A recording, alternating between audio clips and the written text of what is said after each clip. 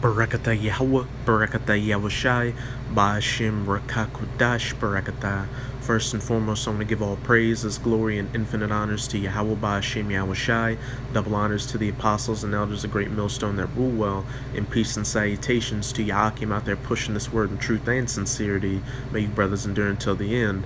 This is the brother Raya with another video, and I've got a few articles and scriptures to give a update of what's going on in that Middle Eastern region where the Battle of the Valley Jehoshaphat will take place, because contrary to popular belief, if you haven't been paying attention to the news, things would seem all quiet on the Eastern Front, but as we'll see with this video, that's not the case. It's just heating up. And this is my first article on ZeroHedge.com titled, Iran's Revolutionary Guard says awaiting orders to attack Israel ahead of Putin-Netanyahu summit. Though by many accounts, the situation in Syria's south is stabilizing as the government is fast securing the border with Jordan after a major offensive against FSA, Al-Qaeda, and ISIS factions in the region, the possibility for further clashes between Israel and Damascus remains high, as we previously warned here. In the past months, there's been widespread reporting on a secret deal brokered between Russia, Israel, and Syria, which reportedly involves the Syrian army agreeing to keep Iranian forces away from the ongoing campaign along the Israeli and Jordanian borders, especially the contested Golan Heights. However, Israeli media has this week highlighted statements by a top Islamic Revolutionary Guard Corps commander that suggests further open hostilities between Israel, Syria, and pro-Iranian forces could break out at any moment, as the IRGC has vowed to break Israel's presence, especially along the Golan.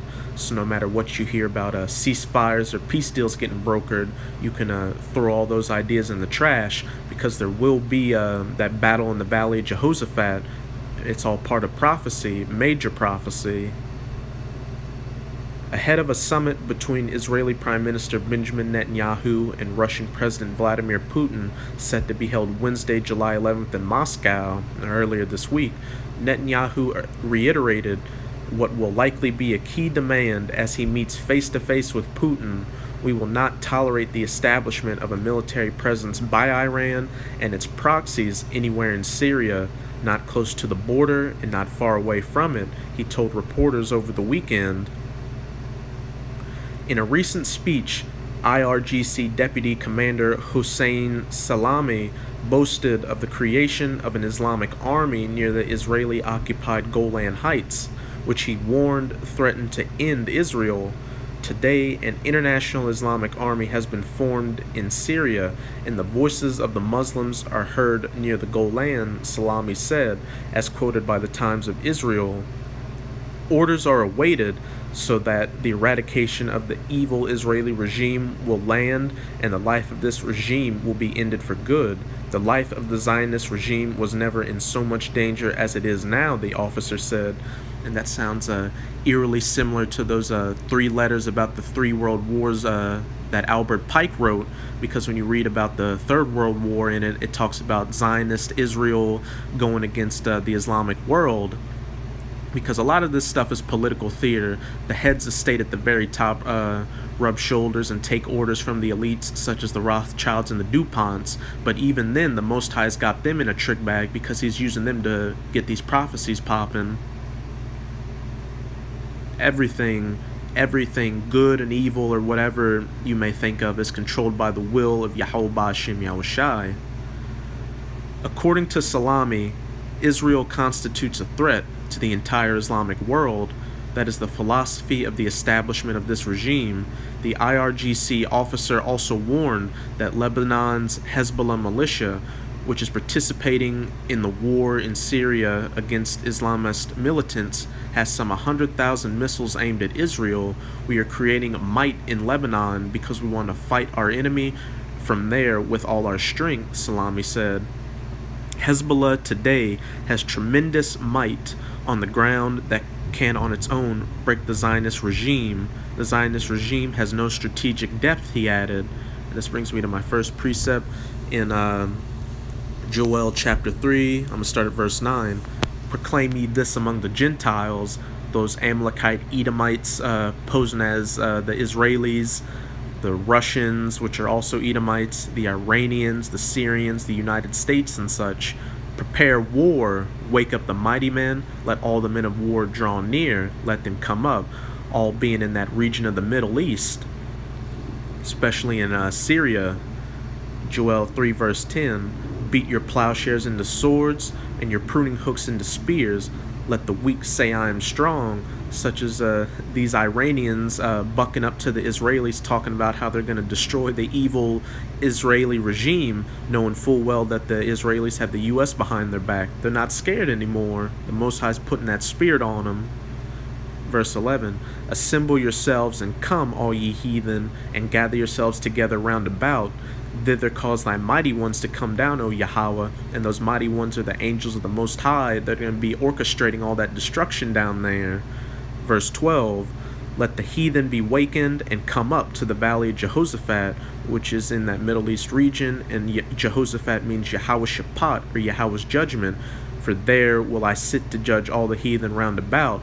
And the reason the Most High is judging these heathens is for what these heathens, chiefly through Esau, the so-called white man, have done to the so-called Negroes, Latinos, and Native Americans, which are the true children of Israel.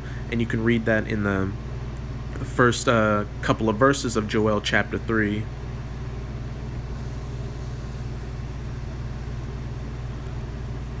On Sunday night, Syrian air defenses thwarted a missile attack on the T4 air base in Homs province, launched from south of the U.S. coalition controlled at Tanf region in southern Syria. A source in the Syrian military has told media that the attack was perpetrated by Israel, although the IDF has yet to comment on the claims.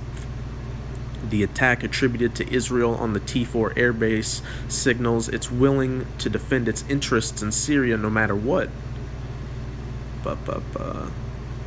So I've pretty much gotten to the point in this article, but as we just read there was an alleged attack by Israel, which are those Amalekite Edomites, showing that they're going to be the ones that are going to be largely responsible for things popping off in that region, which we'll see further from another attack Israel did in Syria in my next article on RT.com titled, Israel Strikes Syrian Army Positions Near Golan Heights, Vows to Decisively Protect Sovereignty. Several missiles launched by Israeli aircraft have struck Syrian army positions in the Quneitra Governorate near the Israeli-occupied Golan Heights, which, as we just read in that previous article, that Golan Heights region is very hairy over there. It's very important to both sides, in what the IDF called a retaliation for an earlier drone infiltration, Slovakia. The attack caused limited damage at some of the army positions in the vicinity of the towns of Haider and Tel Karoum, the Syrian Arab news agency reported, providing no further details of the incident. The IDF soon confirmed targeting sites in Syria, claiming it was their response to a drone infiltration earlier on Wednesday. The IDF targeted 3 military posts in Syria in response to the infiltration of the Syrian UAV into Israel that was intercepted by the IDF earlier today. The IDF said, posting footage of the strikes, the IDF will continue operating determinately and decisively against any attempts to hurt Israeli civilians and breaches of Israeli sovereignty. And these Amalekite Israelis are doing anything they can to goad Syria or Iran into doing a major retaliation against them, because they know if that happens, then that's going to drag the U.S. into the Middle East region. Even though they're already there, it's going to get them to have a hot war against the Syrians and then eventually the Iranians, which is all again part of prophecy. As we go to my next precept in a favorite of mine, Jeremiah 49 verse 20, therefore hear the counsel of Yahweh that he hath taken against Edom, the so-called white people, and his purposes that he hath purposed against the inhabitants of Teman. Surely the least of the flock, which is speaking of those Gutterat Amalekite Edomites that are posing as Israelis in the state of Israel, shall draw them out, such as the U.S., by trying to go to Syria or Iran into doing a major retaliation against them. Surely he shall make their habitations desolate with them.